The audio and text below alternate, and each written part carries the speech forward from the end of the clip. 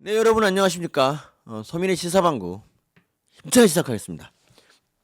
네, 오늘 주제 지기현 판사는 이재명 사법부의 미래다. 지기현 판사가 1인당 100만 원에서 200만 원 정도의 비용이 나오는 룸사롱에서 여러 차례 술을 마셨고 한 번도 그 판사가 돈을 낸 적이 없다는 구체적인 제보를 받았습니다. 법원행정처 어떤 조치를 취해야 됩니까?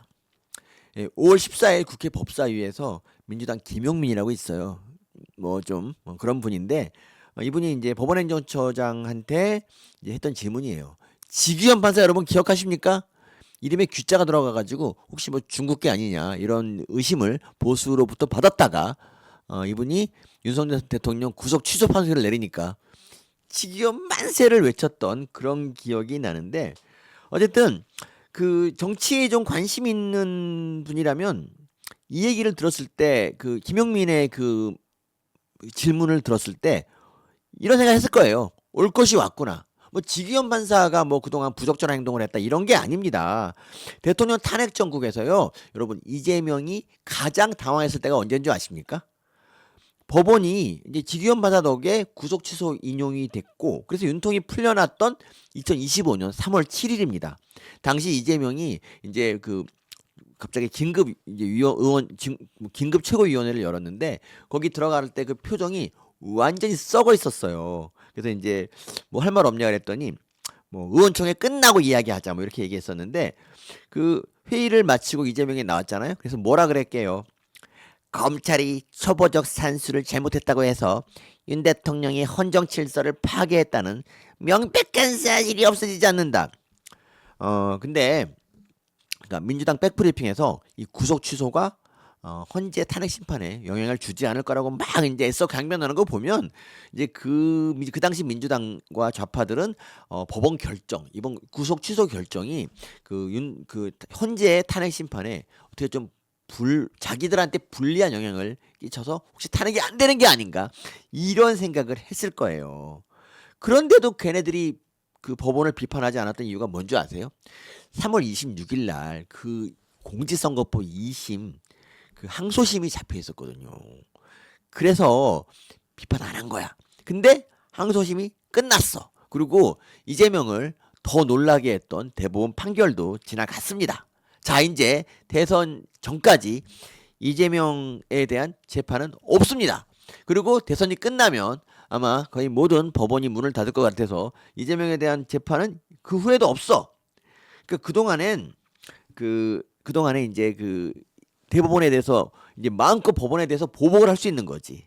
근데 이제 그래서 어쨌든 이제 이재명은 법원을 손보기로 한 것 같아요. 그래서 물론 이제 대법원부터 손보면 좋겠지만 그러면 역풍이 부니까 그래서 첫 번째 대상이 바로 지기현인 거야. 이 지기현 판사는 뭐 구속 취소 결정도 했지만 지금 현재 윤통의 이 내란 사건 1심 재판장이에요. 그러니까 이보다 더 적합한 대상은 없는 거지. 그래서 뭐 폭로를 좀 하려고 그랬는데 제가 보기에는 지기현 판사 아무리 털어도 뭐 나올 게 없는 것 같아요.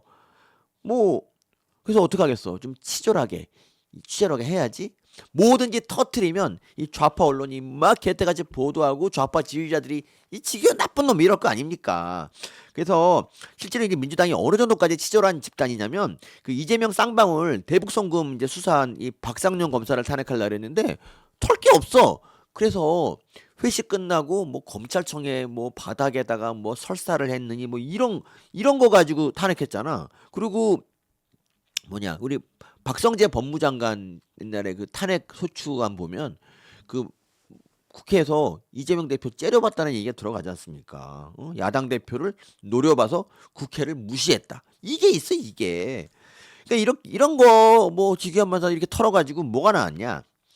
그 룸사롱 그 얘기 나온 거지. 이게 빌드업이 있어요. 빌드업. 4월 17일 날 김어준 방송에 KBS 홍사원 기자랑 노영희 변호사라고 그 6.25가 무슨 6.25 때 공세였다고 왜 그 우리 왜 인민군 죽였다고 왜 뭐 그 뭐 백선엽 장군이 공을 뭐지 국민묘지 묻혀야 되나 뭐 이런 식의 얘기했던 것 같은데 어쨌든 이 노영희 변호사가 이렇게 뭐라 말했냐면 지기현 판사에 대한 비리를 이제 흘려요.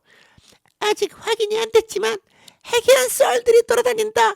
라면서 룸사롱 접대 이야기를 합니다.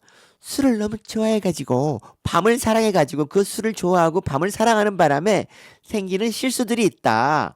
제가 아는 친한 판검사님들하고 서초동에서 이제 정해놓고 다닌 룸사롱이 있었어요. 도대체 그 술값을 누가 내겠어요? 이렇게 얘기한 거야.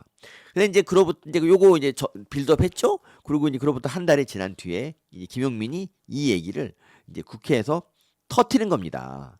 그러니까 지들도 이걸 찌라시라고 얘기를 하면서 이제 얘기한 건데 김어준 방송에서 이걸 그대로 공개를 했다니까. 아니 그 한 달 동안 추가로 뭐 더 찾았어야 되지 않냐 니네들 너무 짜치지 않냐 이거. 그래요. 근데 어쨌든 지기현 판사는 이거를 부인했습니다. 나는 소주에 삼겹살만 먹는다.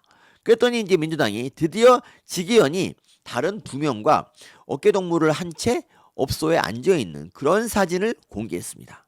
근데 이 폭로가 너무 엉성한 거야. 이 해당 업소는요. 일단 룸사롱이 아니야. 여러분 단란주점이야. 여러분 단란주점과 룸사롱이 있어요. 단란주점이 그냥 그냥 커피면 룸사롱은 TOP. 저 겁나 비싸고 뭐 거기 뭐 여자분들 나오는 것도 단란주점 원래 금지예요.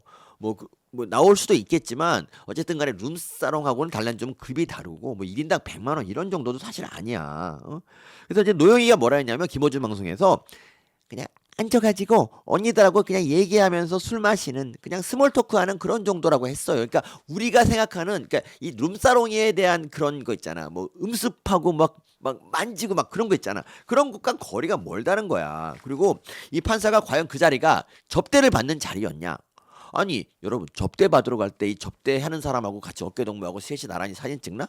아니지. 그냥 제가 보기에 그 자리는 그냥 좀 친한 사람들과의 모임 같아요.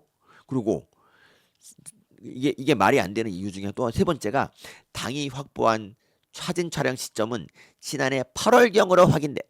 아니 이때 윤통 탄핵되기 전이잖아. 근데 마치 민주당은 이 지기현이 뭐 접대를 받고 구속 취소를 해준 것처럼 말하고 있잖아요. 어? 아니 이때는 지기현이 판사가 1심 판사 이 되기 전이라니까 이게. 그런데도 불구하고 민주당이 이게 무슨 대단한 비리인 것처럼 이 사건을 왜 키우느냐. 그냥 개처럼 먼지나게 털어서 뭔가 잡아서 이걸 확대 재생산해서 판사를 망신 주는 것. 실제로 이 보도 이후에 지기현 판사가 진짜 소신껏 판사할 수 있겠습니까? 여러분 그거 아시죠? 탄핵당했다 돌아온 뭐 이창수 검사 같은 분들 있잖아요. 중앙지검장 이창수 검사 다 그만뒀어요. 쉬는 동안 몸과 마음이 많이 다쳤대. 더 이상 이재명 같은 그런 범죄자들을 향한 그런 수사 같은 게 어려워진 거지. 이 지기현 판사도 마찬가지예요. 그래서 근데 자 이제 진짜 걱정되는 건 지금이죠.